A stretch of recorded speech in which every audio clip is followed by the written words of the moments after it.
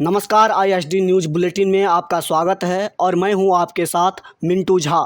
तो आज बात करेंगे कुछ 5 प्रमुख खबरों को लेकर के, जिसमें पहली खबर 2024 में होने वाले लोकसभा चुनाव में प्राइम मिनिस्टर पद से जुड़ी हुई है। बिहार में नीतीश कुमार ने नया राजनीतिक दांव चलकर विपक्ष को एक नया मुद्दा दे दिया है। कहा जाने लगा है कि नीतीश एक बार फिर से प्रधानमंत्री बनने का सपना देखने लगे हैं। जब उन्होंने विपक्ष को एकजुट करने की बात कही थी तो लोगों का ये कयास और भी मजबूत हो गया। ऐसा नहीं है कि विपक्ष में नीतीश कुमार इकलौते ऐसा नेता हैं जिन्हें प्रधानमंत्री पद के लिए विपक्ष के चेहरे की रेस में बताया जा रहा है। मौजूदा समय में विपक्ष में ऐसे कम से कम 6 नेता हैं जो खुद को प्रधानमंत्री पद का सबसे मजबूत दावेदार मान रहे हैं या बताए जा रहे हैं। हालांकि इनमें से कोई भी खुलकर ये नहीं कहता है, लेकिन सब राष्ट्रीय स्तर पर प्रयास इसी के लिए कर रहे हैं। तो आज हम आपको इन सभी के बारे में बताएंगे, साथ ही बताएंगे कि किसकी दावेदारी सबसे मजबूत है और किसकी सबसे कम है। तो आइए जानते हैं।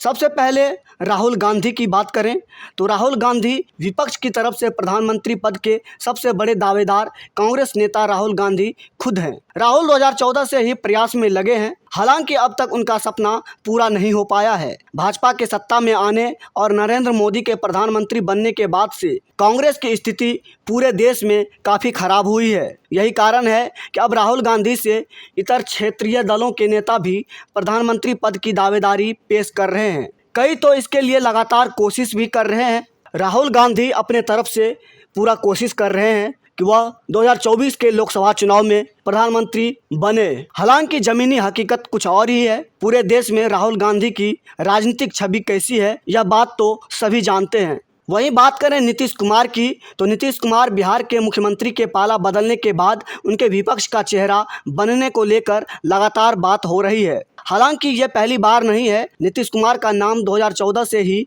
उछल रहा है। जब भाजपा ने नरेंद्र मोदी के नाम का ऐलान नहीं किया था, तब भी नीतीश कुमार को प्रधानमंत्री पद का सबसे मजबूत उम्मीदवार माना जाता था। हालांकि नरेंद्र मोदी के आने के बाद से इस पर विराम लग गया। बीच में नीतीश कुमार ने भाजपा के खिलाफ जाकर फिर से माहौल बनाने की कोशिश भी की, लेकिन सफल नहीं हो पाए। इस बार फिर से नीतीश कुमार ने विपक्ष को एकजुट करने की बात की है। हालांकि पीएम पद के सवाल पर नीतीश ने हाथ जोड़ लिए।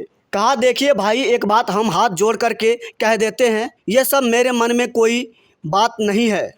जो कहता रहे हमारे नज़दीक भी कह देता है। हम प्रणाम कर लेते हैं, छोड़ो ना भाई, हमारा काम है, सबका काम करेंगे। मेरी कोशिश होगी कि सभी विपक्ष दल मिलकर काम करें। वहीं बात करें टीएमसी की मुखिया और पश्चिम बंगाल के मुख्यमंत्री ममता बनर्जी की, तो ममता बनर्जी भी सबसे मजबूत उम्मीदवारों में से एक है। ममता खुलकर भाजपा और प्रधानमंत्री नरेंद्र मोदी के खिलाफ लड़ाई लड़ती रही है। फिर चाहे CAA हो या NRC के मुद्दे हो या फिर किसान आंदोलन हो, ममता ने हर मसले पर केंद्र सरकार को घेरने की कोशिश की और साथ ही जनता में अपनी छवि बनाने की कोशिश की। हालांकि वो बात अलग है कि वह अपनी छवि जितना बनाना चाहती है उससे ज़्यादा बिगड़ जाता है।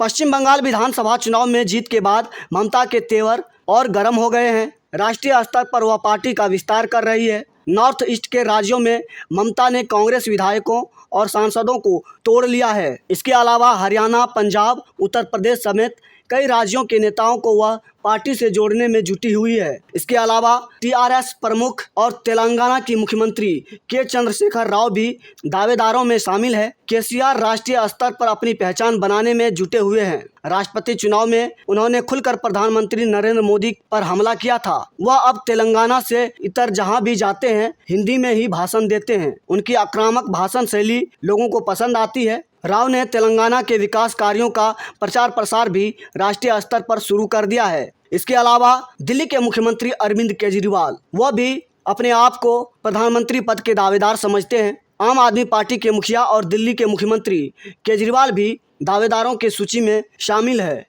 पंजाब विधानसभा चुनाव में जीत के बाद केजरीवाल का दावा और मजबूत हुआ है। केजरीवाल फिलहाल अन्य राज्यों को जीतने की कोशिश में जुटे हुए हैं। उनका पूरा फोकस गुजरात, हिमाचल प्रदेश में है। अगर उनकी पार्टी इन राज्यों में कुछ भी अच्छा कर ले जाती है तो वह विपक्ष की तरफ से खुद की उम्मीदवारी पुख्ता कर ले जाएंगे। इसके अलावा समाजवादी पार्टी के मुखिया अखिलेश यादव को भी उनके समर्थक प्रधानमंत्री पद का मजबूत दावेदार बताते हैं। हालांकि जमीनी हकीकत देखी जाए तो अखिलेश अभी यूपी में भी अपने पांव मजबूत करने में सफल नहीं हो पाए हैं। हाँ, यह जरूर है कि उनका समर्थन जिसे मिलेगा उसकी दावेदारी और मजबूत हो जाएगी और इसके लिए अखिलेश भी पुरजोर कोशिश कर रहे हैं। आपको बता दें कि 2024 में लोकसभा चुनाव होने हैं, जिसके लिए यह सभी नेताओं ने अभी से ही अपना दमखम दिखाना शुरू कर दिया है। वहीं अगली खबर पश्चिम बंगाल से है। पश्चिम बंगाल में सत्तारूढ़ ममता बनर्जी तृणमूल कांग्रेस को शुक्रवार को एक और झटका लगा। पार्टी के राष्ट्रीय महासचिव पवन के वर्मा ने आज पद से इस्तीफा दे दिया। टीएमसी प्रमुख ममता बनर्जी को भेजे इस्तीफे में वर्मा ने उनसे इसे मंजूर करने का आग्रह किया है। हालांकि इसमें उन्होंने इस्तीफे की वजह नहीं बताई है। उन्होंने एक ट्वीट में इस्तीफे की जानकारी दी। वर्मा ने ममता को भेजे पत्र में लिखा, मेरा इस्तीफा स्वीकार करें। मैं आपके स्नेह और शिष्टाचार के लिए धन्यवाद देना चाहता हूं। मैं आपके संपर्क में रहने के लिए तत्पर हूं। सभी को शुभकामनाएं। आपको बता दें कि पवन वर्मा पिछले साल ही तृणमूल कांग्रेस में शामिल हुए थे। वे भारतीय विदेश सेवा के अधिकारी हैं। वे इससे पहले बिहार के मुख्यमंत्री नीतीश कुमार के सलाहकार थे। वे जून 2014 से जुलाई 2016 तक राज्यसभा सदस्य भी रहे हैं। जेडीयू के राष्ट्रीय महासचिव और राष्ट्रीय प्रवक्ता भी थे। उन्होंने नागरिकता संशोधन अधिनियम का समर्थन करने के जेडीयू के फैसले के विरोध में पार्टी छोड़ दी थी। वर्मा ने कई देशों में भारत के राजदूत और विदेश मंत्रालय के प्रवक्ता के रूप में सेवा करने के अलावा कई किताबें भी लिखी है। अगली खबर विदेश से है। एलन मस्क अब खुद की सोशल मीडिया साइट लाने की तैयारी में है। ट्विटर के खिलाफ अपनी चल रही कानूनी लड़ाई के बीच टेस्ला के सीईओ एलन मस्क ने ट्विटर के लिए एक कंपटीटर के रूप में अपनी खुद की एक सोशल मीडिया साइट को टीज किया है। अपने एक फॉलोअर्स के सवाल का जवाब देते हुए मस्क ने एक संभावित नए सोशल मीडिया प्लेटफॉर्म x.com की ओर से हिंट करते हुए एक ट्वीट किया है। दरअसल मंगलवार को एक सोशल मीडिया यूजर्स ने अरबपति टेक टाइकून से पूछा कि क्या उन्होंने अपना खुद का सोशल प्लेटफॉर्म बनाने के बारे में सोचा है। मस्क ने, जो ट्विटर पर काफ़ी एक्टिव है, उन्होंने इस सवाल पर ध्यान दिया और बस x.com लिखकर जवाब दिया। x.com 2 दशक पहले स्थापित एक स्टार्टअप मस्क का डोमेन नाम हुआ करता था, जिसे बाद में उन्होंने फाइनेंशियल सर्विस पेपाल के साथ विलय कर दिया। दरअसल मस्क ने पिछले हफ्ते टेस्ला की सालाना शेयर होल्डर मीटिंग के दौरान भी वेबसाइट के बारे में बात की थी। मस्क ने कथित तौर पर कहा था, मुझे लगता है कि एक कॉरपोरेशन दिन में वापस आ सकता था। उसके लिए मेरे पास एक बड़ा विजन है। यह एक बहुत ही ग्रेट विजन है और निश्चित रूप से इसे स्क्रैच से शुरू किया जा सकता है, लेकिन मुझे लगता है कि ट्विटर 3 से 5 साल तक तेजी लाएगा। यह ट्वीट ऐसे समय में आया जब मस्क ट्विटर के साथ कानूनी लड़ाई में उलझे हुए हैं। $44 बिलियन यानी लगभग 3.5 लाख करोड़ रुपए के अधिग्रहण सौदे से पीछे हटने का फैसला करने के बाद ट्विटर ने हाल ही में मस्क पर मुकदमा दायर किया था।